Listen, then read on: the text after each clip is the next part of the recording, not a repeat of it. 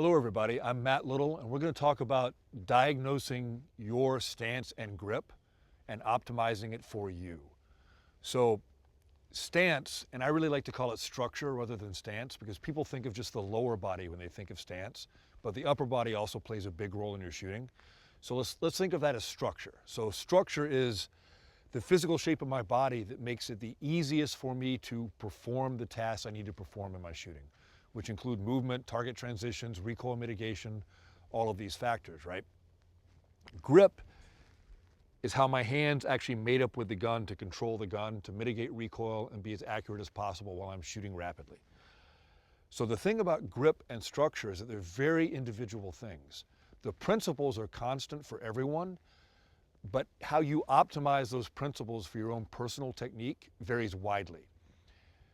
You know, someone my size with my hands, I mean, I'm 6'3" and I'm basically the missing link. My thumbs don't oppose, my hands aren't really human hands, right? My grip is going to look drastically different than a small statured female with much more petite hands and a much lighter body weight. So these factors all do come into play, but there are some things that are universal, and you have to learn how to adopt those principles in your own personal technique. So let's talk about structure first. For structure, a lot of people teach a staggered stance and locking into your natural point of aim. My personal thought on this is that this is an excellent way to shoot if I have one target and there's no movement required from me. The target's not going to move, I'm not going to be changing positions, none of those factors come into play. If I'm shooting a drill that requires speed and accuracy from a static position, I will often stand this way, knowing that I have no other requirements that are going to be put on me in that particular situation. But I always like my default to be a good, natural, relaxed athletic stance, the same way an athlete stands in any field or court sport so they can move optimally, right? So they can use the best principles of athletic performance for their movement and have explosive, controlled, precise movement. So knees slightly bent, hips slightly bent, a little bit of forward bias on the weight. For someone my size, this really should just be thinking about putting the weight more towards the ball of the foot rather than the heel, a very slight shift. Someone smaller, lighter, shorter stature may need to pronounce that forward lean a little bit more to get good recoil mitigation, but it shouldn't be overly done. It shouldn't be at the point where it makes you stiff and rigid in your movement, where you can't move in a relaxed athletic fashion. So that's the basic position. It shouldn't matter if I'm moving and I wind up with my strong side foot forward or my support side foot forward because of the situation I'm in. I should be able to shoot effectively from any of those positions if I follow the right principles, right? Another thing about structure that matters a lot is I need to have my shoulders down and relaxed. I need to not lock my arms. I need to not be rigid in my delts or my traps, because being stiff and rigid inhibits athletic performance. All athletic performance is relaxed and fluid.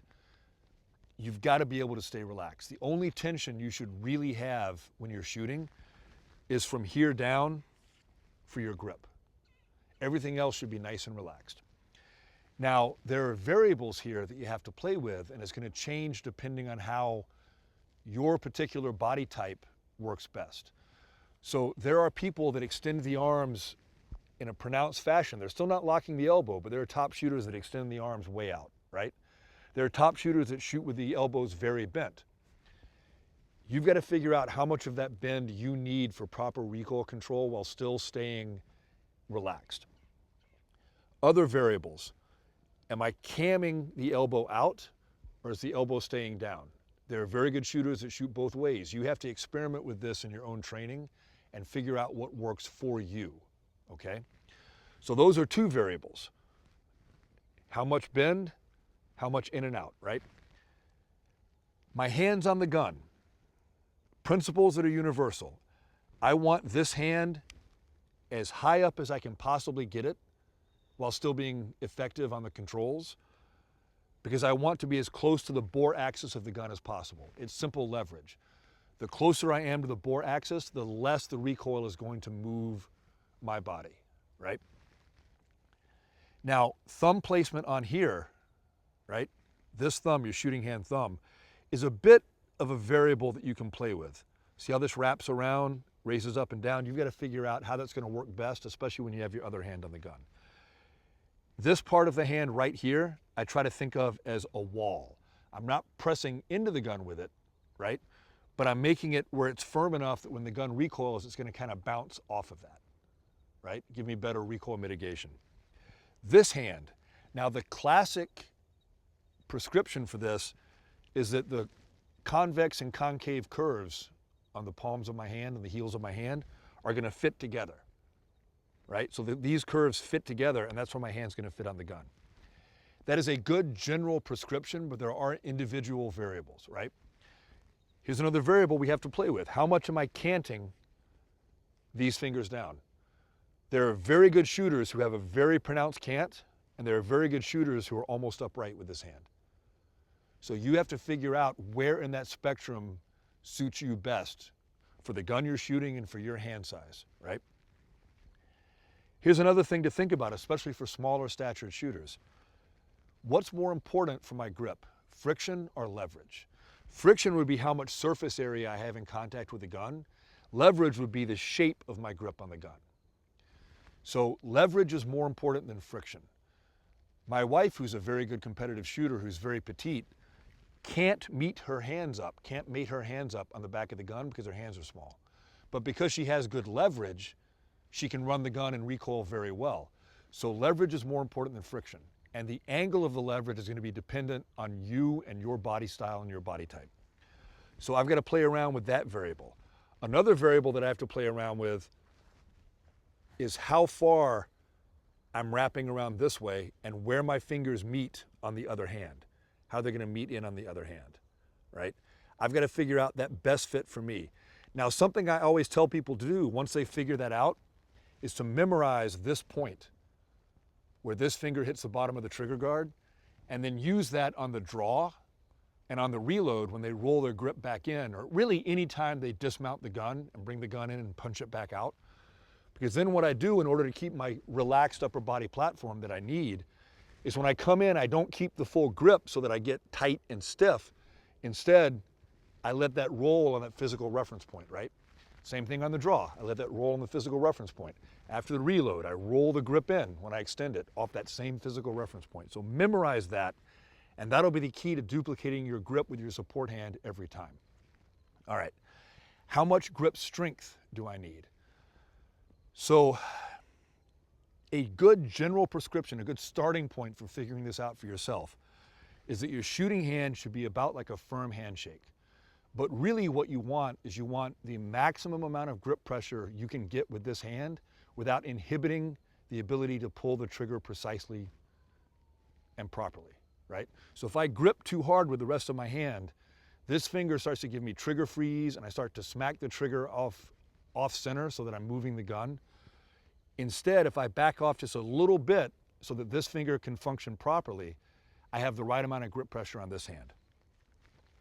A good starting point on this hand really is I want to grip as hard as I possibly can without the tension creeping past my elbows. So one of the things I tell my students when I talk about this is I want to see their fingernails and the tips of their fingers turn white from how hard they're gripping, right? That's how hard I want to grip with this hand. You want to wind up bringing this in and really just crushing the gun with this hand as strong as you can without creating too much fatigue or too much upper body stiffness and tension. The other thing I want to think about is the thumbs, right? If I steer the thumbs into the slide, I can cause a malfunction.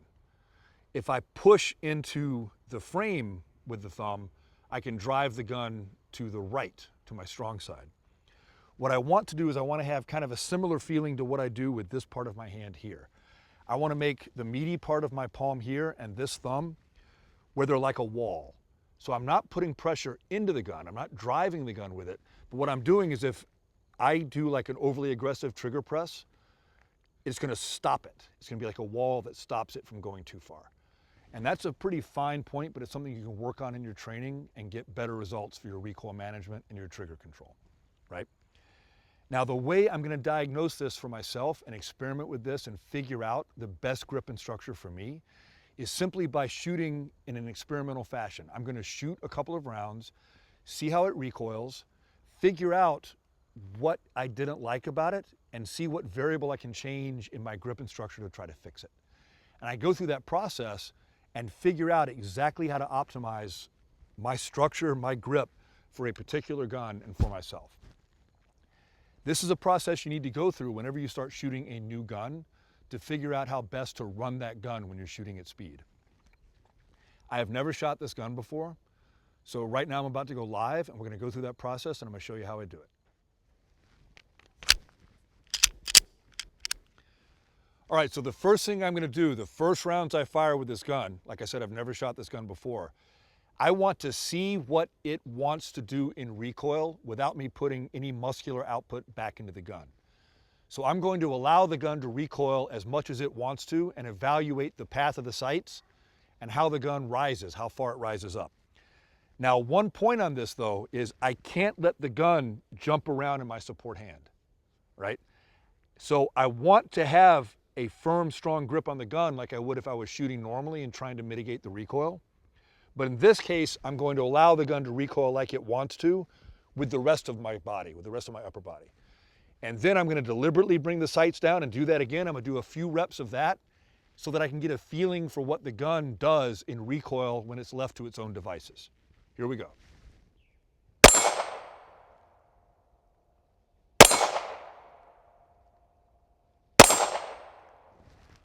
All right, so now that I've given some information to my subconscious, right? We all have this subconscious supercomputer that will figure this stuff out for us if we let it. But like any other computer, it's very literal. So I have to give it the right data and give it the right desired end state and then let it figure these things out. So now that I've done that, I'm going to start putting a little bit of effort back into the gun, try to mitigate some recoil. Now, when we do this, what I don't want to do is the old school locked out and rigid, because then it moves my whole body. If I'm relaxed here, but tight in the grip, it's almost like a whip cracking in my arms. So the gun's going to kind of do this, and then I can put a little more effort back into it. I'm going to fire a few rounds, and each round I'm going to put a little bit more effort back into the gun until I put too much in and it drives the shot down. Here we go.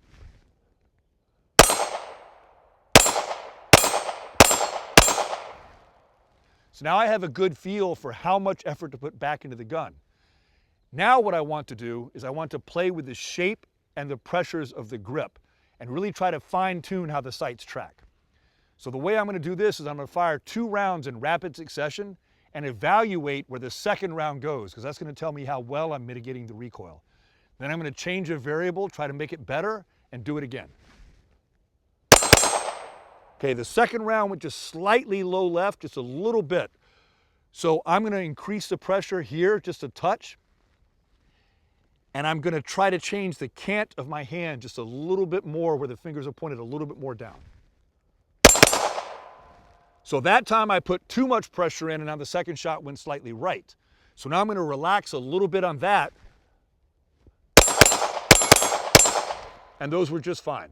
So that's an abbreviated version of the process I go through every time I pick up a new gun to figure out how best to run that particular gun. So I would highly recommend working on these things for yourself, figuring out how to make your grip, your structure, your stance as personally effective as you possibly can. And especially if you change platforms and pick up a different gun, go through this process again and learn how to run that gun. Thanks everybody. I hope you got something good out of this, and I hope to see you all on the range soon.